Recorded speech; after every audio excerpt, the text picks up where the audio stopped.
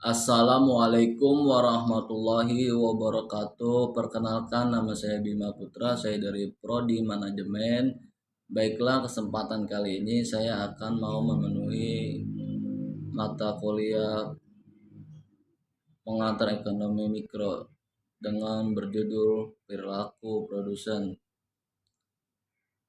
Pengertian perilaku produsen. Perilaku produsen adalah aktivitas mengatur jalannya produksi hingga hasil akhirnya adalah produk dengan kualitas terjamin yang dapat diterima oleh konsumen serta mendatangkan keuntungan. Kegiatan produksi yang digunakan untuk mengukur perilaku produksi ada 5 jenis, yaitu yang pertama, from changing activity, proses mengubah bentuk dari sebuah material. Yang kedua, transportation, aktivitas pemindahan materi dari suatu wilayah ke wilayah lainnya.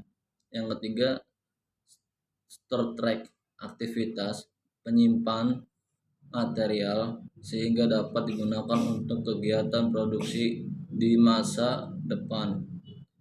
Yang keempat, merchandising, aktivitas memperjualbelikan sebuah material sehingga dapat memenuhi kebutuhan konsumennya. Yang kelima, personal service, aktivitas individu yang dapat pengakuan dari individu lainnya. Untuk selanjutnya, tujuan kegiatan produksi. Yang pertama, penghasil barang dan jasa guna mencukupi keperluan konsumen. Yang kedua, penghasil laba semaksimal mungkin.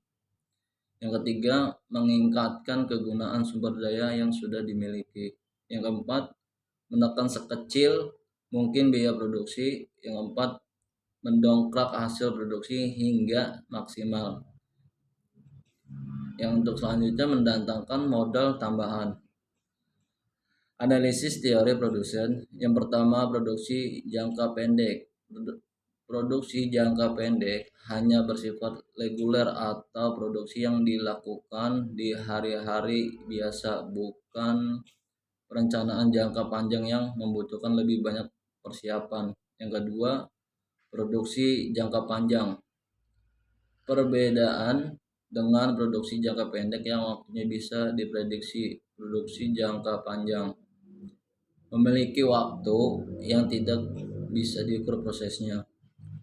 Rentang masukan yang dipakai untuk kegiatan produksi memiliki sifat variabel. Masukan yang tetap karena sesuai dengan kondisi terkini yang dialami perusahaan.